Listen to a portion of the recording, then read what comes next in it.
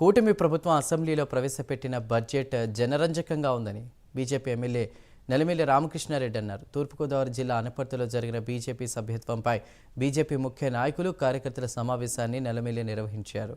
రాష్ట్రం బడ్జెట్లో అత్యద్భుతంగా ఉందని, వ్యవసాయం, ఇరిగేషన్, పంచాయతీరాజ్, రోడ్లు ఇలా అన్ని రంగాలకు కూడా ఆర్థిక ఇబ్బందులు ఉన్నప్పటికీ కూడా ప్రాధాన్యత ఇచ్చారని ఎమ్మెల్యే నెలమిల్లి పేర్కొన్నారు. అసెంబ్లీకి మాజీ సీఎం జగన్ ఎందుకు రావడం లేదని చెల్లెలు షర్మిల అడుగుతున్న ప్రశ్నకు జగన్ సమాధానం చెప్పాలని నెలమిల్లి డిమాండ్ చేశారు.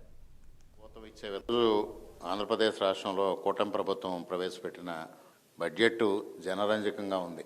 ముఖ్యంగా గత ప్రభుత్వం ఏదైతే రంగాలను విస్మరించిందో ఆ రంగాలన్నింటినీ స్పృశిస్తూ ఒక పక్క అభివృద్ధి, మరొక పక్క సంక్షేమం రెండింటినీ మేళవిస్తూ అత్యద్భుతమైన బడ్జెట్ని వాళ్ళ కూటమి ప్రభుత్వం ప్రవేశపెట్టింది.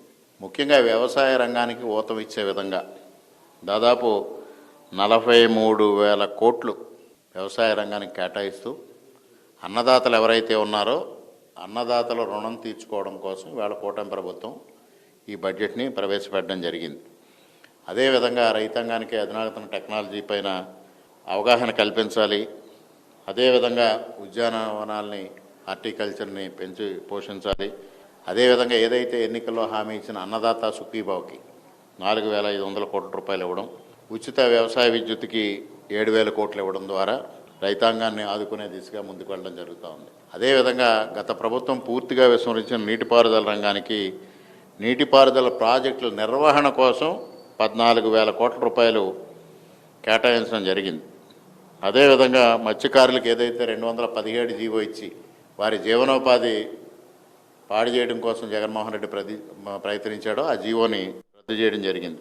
అదేవిధంగా మరి రోడ్ల వ్యవస్థ ఏదైతే రోడ్లు అత్యంత దుర్భరంగా తయారైన పరిస్థితి చూసామో ఆ పరిస్థితి నుంచి రోడ్లని బాగు చేయాలనే ఉద్దేశంతో రోడ్లు, భవనాల శాఖ కూడా పెద్ద ఎత్తున ఈరోజు బడ్జెట్లో కేటాయింపులు జరగడం జరిగింది. ముఖ్యంగా దాదాపు 18,000 కోట్ల రూపాయలు ఇవ్వడం ద్వారా ఆంధ్రప్రదేశ్ రాష్ట్రంలో కూటమి ప్రభుత్వం ప్రవేశపెట్టిన బడ్జెట్ జనరంజకంగా ఉంది. ముఖ్యంగా గత ప్రభుత్వం ఏదైతే రంగాలను విస్మరించిందో ఆ రంగాలన్నింటినీ స్పృశిస్తూ ఒక